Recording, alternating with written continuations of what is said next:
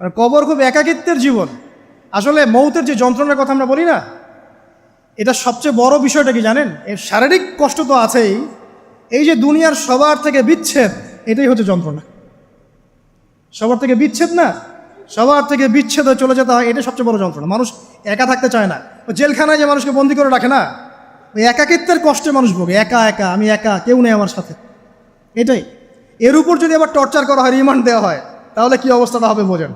এই হলো কবর, এই হলো কবর। একটা ঘটনা বলে শেষ করে দেই, যে একজন ব্যক্তি মারা গেছেন, আর মুসা আলাইহিস সালামের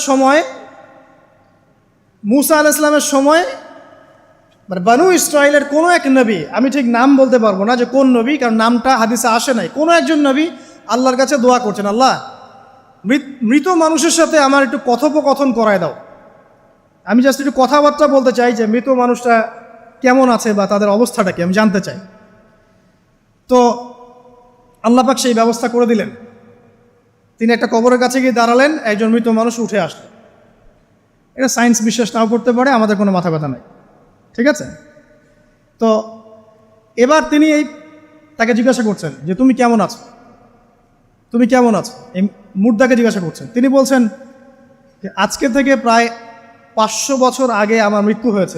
এই ব্যক্তি বলছেন আজকে থেকে প্রায় 500 বছর আগে আমার মৃত্যু হয়েছে, এখন পর্যন্ত আমার গা থেকে, আমার আত্মা থেকে মৌতের যন্ত্রণা দূর হয় নাই। লা ইলাহা ইল্লাল্লাহ। তো এই হচ্ছে অবস্থা। তা আমরা ব্যক্তিগত চিন্তাটা আগে করি, নিজের ফিকির, নিজের কবরের ফিকির, নিজের এলেম, নিজের আমল, নিজের পরিবার, নিজের রিজিক।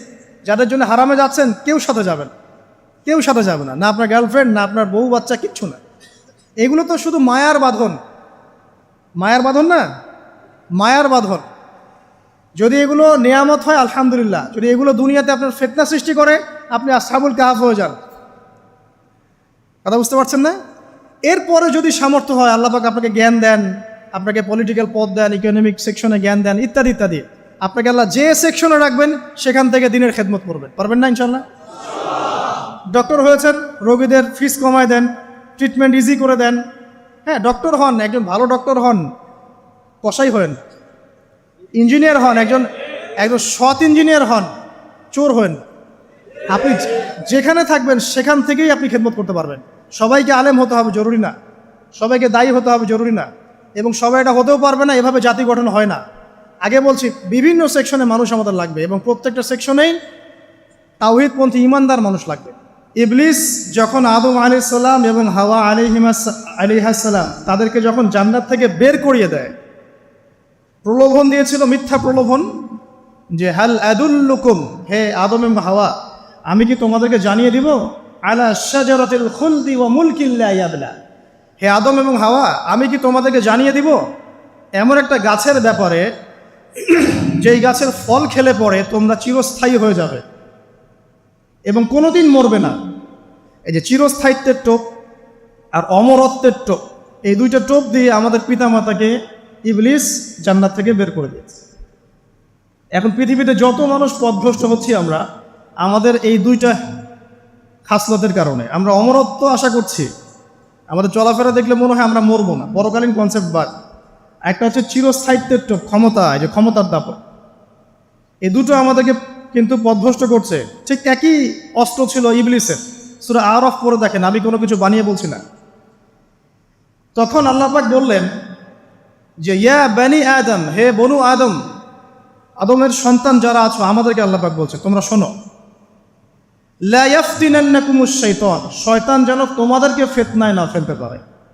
কামা আখরাজা আবাওয়াইকুম মিনাল জান্নাহ, ঠিক যেমন করে তোমাদের পিতামাতাকে শয়তান জান্নাত থেকে বের করে দিয়েছে।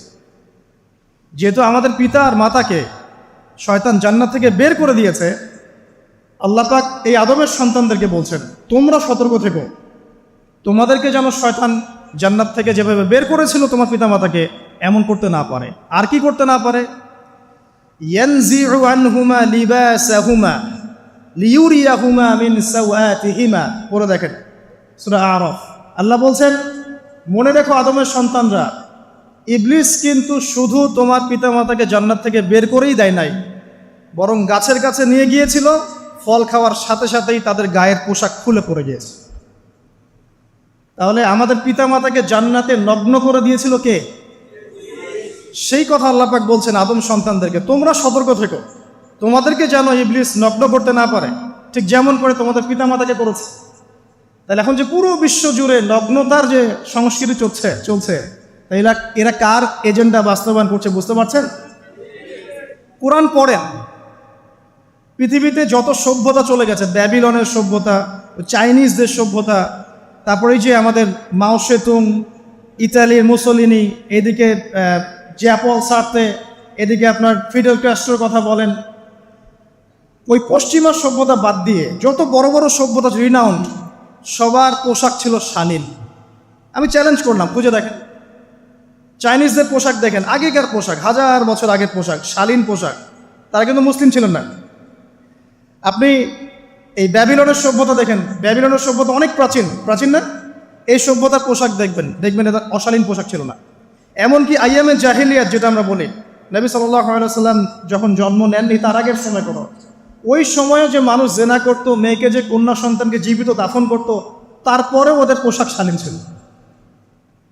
হঠাৎ করে বিশ্বে একটা সভ্যতা আসলো পশ্চিম থেকে, তারা বললো যে পোশাক শর্ট হতে হতে হতে হতে এক পর্যায়ে বিকিনি পরে করা শুরু করে, এবং এখন ওরা সারা বিশ্বে ওটা ছড়িয়ে দিচ্ছে, আমরা সবাই ওটাকে গ্রহণ করছি। আমরা বলছি 1000 বছরের সমস্যা।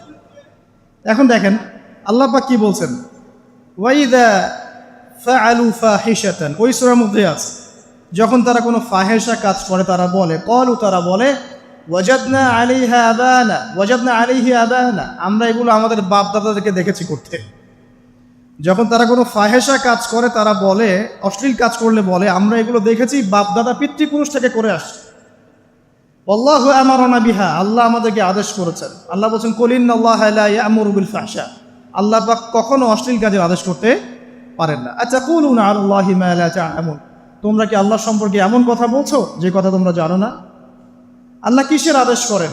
আল্লাহ বলছেন কুল আমারা রাব্বি বিল কিসত, হে নবী বলে দিন আল্লাহ পাক আদেশ করেন ন্যায় বিচারের আদেশ করেন। ওয়া আকিমু ওয়ুজুহাকুম ইনদা কুল্লি মসজিদ, এবং প্রত্যেক নামাজের ওয়াক্তে নিজের চেহারাটাকে একনিষ্ঠভাবে আল্লাহর দিকে ফেরাবে, এই আদেশ আল্লাহ পাক করেন। ওয়া আকিমু ওয়ুজুহাকুম ইনদা কুল্লি মসজিদ ওয়াদউহু মুখলিসিনা লাহুদ্দিন, এবং একনিষ্ঠভাবে তোমরা আল্লাহকে ডাকবে, দোয়া করবে, এই আদেশ আল্লাহ পাক করেন। তো আল্লাহ পাক কি অশ্লীল কাজের আদেশ করতে পারেন? ইতিহাস পড়ে দেখেন, আমি নিজে হিস্ট্রির ছাত্র, আপনি পড়ে দেখবেন, পুরো ঐতিহাসিক পটভূমি পড়ে দেখবেন, মানুষ এই ঊনবিংশ শতাব্দী আসার আগে এত অশ্লীল ছিল না। এখনকার বিশ্বে যত সমস্যা চলছে, কয়েকটা বলি, রিবা বা সুদ, জেনা বা উন্মুক্ত যৌনাচার, তারপরে বেপরদামি অশ্লীলতা, 4 নাম্বার আপনার মাদক, ঠিক আছে, 5 যে বড় মহামারী পর্নোগ্রাফি, যত বড় বড় মেজর সমস্যাগুলো চলছে যেগুলো ইয়াং জেনারেশনকে ধ্বংস করে দিচ্ছে, এগুলোর ম্যাক্সিমাম এসেছে কিন্তু পশ্চিম থেকে। খেয়াল করে দেখবেন, এগুলো কিন্তু বাংলাদেশ থেকে আসে নাই, আসছে ভারত থেকে আসছে, পাকিস্তান থেকে আসছে, সাবকন্টিনেন্ট থেকে আসে নাই, এগুলো দেখবেন একটা নির্দিষ্ট জায়গা থেকে আসছে। তো এই কারণেই আমাদের সতর্ক দৃষ্টি রাখতে হবে যে বস্তুবাদী উন্নয়ন সব কিছু নয়। হ্যাঁ, আমরা জিডিপি বাড়ালাম, ইন্ডাস্ট্রিজ গড়লাম, মঙ্গলে চলে গেলাম, চাঁদে গেলাম, ওকে ফাইন, এগুলোর কেউ বিরোধিতা করবে না, এটা ভালো, ন্যাশনকে এগিয়ে নিতে হবে, এটাই এডুকেট, তারও নয়, এবং এডুকেটেই করতে হবে, কিন্তু নৈতিকতার বিসর্জন দিয়ে নয়। নৈতিকতার বিসর্জন দিয়ে ধর্ম থেকে দূরে চলে এসে নাস্তিকতায় বিশ্বাসী হয়ে আল্লাহকে বাদ দিয়ে, রাসূলকে বাদ দিয়ে এই বস্তুবাদী উন্নয়ন আমাদের পরকালকে বাঁচাতে পারবে না। তো পরকালকে বাঁচিয়ে রেখে আমার দুনিয়াবী উন্নয়ন করতে হবে, এবং দুনিয়ার উন্নয়নটা অবশ্যই জরুরি। সারা বিশ্ব যখন এগিয়ে যাচ্ছে, আমরা কেন পিছিয়ে থাকবো? আমি তো এটাও বলি যে এটা অনেক মাদ্রাসার লাইনে যারা আছেন তারা আমার সাথে একটু বিরোধিতা করেন এই বিষয়ে, কিন্তু আমি নিজেই বলি যে সিলেবাসের মধ্যে পরিবর্তন নিয়ে আসার চেষ্টা করতে হবে। শুধুমাত্র এককেন্দ্রিক শিক্ষায় কেন শিক্ষিত হব? এই যুগে চলার জন্য যে উপকারী জ্ঞানগুলো দরকার সেগুলো শিখতে হবে আমাদেরকে। আমাদের আইসিটির জ্ঞানের দরকার আছে, আমাদের ইংরেজির জ্ঞানের দরকার আছে, ম্যাথামেটিক্স দরকার আছে, সায়েন্সের দরকার আছে, আমাদের তথ্য প্রযুক্তি জানতে হবে, অর্থনীতির জ্ঞানের দরকার আছে, পলিটিক্যাল সায়েন্সের দরকার আছে, জিও পলিটিক্স দরকার আছে। এগুলো বাদ দিয়ে শুধু যদি আমি মুখস্থ করে যাই, এই জ্ঞানটা আমার কী কাজে দেবে আমাকে বলে? এই কথাটা অনেকে নেগেটিভলি নেয়, কিন্তু আমি আসলে তাদের ব্যাপারে তাদের সাথে তর্ক করতে চাই না। আমি আমার কনসেপ্ট লালন করি, আমি এতটুকুই বলছি। এবং যারা শিক্ষিত মহল আছেন, বুদ্ধিজীবী মহল আছেন, যারা দেশ সম্পর্কে ভাবেন, যাদের নিয়ে ভাবেন, উম্মা নিয়ে ভাবেন, তারা কিন্তু আমার সাথে একমত হবে ইনশাআল্লাহ যে আমরা কিন্তু এই জায়গাটাতে পিছিয়ে পড়তেছি। আল্লাহ পাক আমাদেরকে কনস্ট্রাকটিভ সিলেবাসে পড়াশোনা করার তৌফিক দান করুন, এবং জেনারেল লাইন থেকে আপনি বয়কট করে একদম ইয়াতে চলে আসতেছেন কেন? জেনারেল লাইনে পড়ছেন, পড়েন, আপনার এই জ্ঞানটাকে আপনি ইসলামের কল্যাণে কাজে লাগাতে পারবেন না? সবাইকে কি আলেম হতে হবে? সবাইকে মুফতি হবে, মুহাদ্দিস হবে? অর্থনীতিবিদের দরকার আছে না? পলিটিশিয়ানের দরকার আছে না? ডক্টর ইঞ্জিনিয়ার দরকার আছে না? সব সেক্টরের মানুষের দরকার আছে। আপনাদেরকে আপনাদের জায়গায় থাকতে হবে, ওখানে থেকে আপনারা ইসলামের খেদমত করবেন, পারবেন না? একজন ডক্টর, তিনি কি ইসলামের খেদমত করতে পারবেন না ভাই? একজন সৎ নেতা, তিনি কি ইসলামের খেদমত করতে পারবেন না? একজন অর্থনীতিবিদ, তিনি যদি আল্লাহ পাকের হালাল হারাম মেনে অর্থনীতির কোনো বিধান চালু করেন, তিনি কি ইসলামের খেদমত করতে পারবেন না? তো সবাইকে কি বক্তা হইতে হবে? সবাইকে আলেম হতে হবে? এক নির্দিষ্ট একটা শ্রেণীর মানুষ আলেম হবে, নির্দিষ্ট একটা শ্রেণীর মানুষ প্রশাসনে থাকবে, নির্দিষ্ট একটা শ্রেণীর মানুষ আপনি জনপ্রতিনিধি হবে, নির্দিষ্ট শ্রেণীর মানুষ ইকোনমিক সেক্টরে থাকবে। এইভাবে আমরা একটা জাতি গঠন করব, এবং সবাই হবে উভয় দিকে শিক্ষিত। একজন আর্মি অফিসার, তার উচিত হবে ইমামতি করার যোগ্যতা অর্জন করা। একজন ডক্টর, তার উচিত হবে ইমামতি করার যোগ্যতা অর্জন করা। আবার একজন যিনি আলেম, তারও উচিত হবে এমন পড়াশোনা করা যে পড়াশোনা দিয়ে তিনি কোরআন সুন্নাহকে হাতে রেখে ওয়ার্ল্ড অ্যাফেয়ার্সকে ডিল করতে পারেন।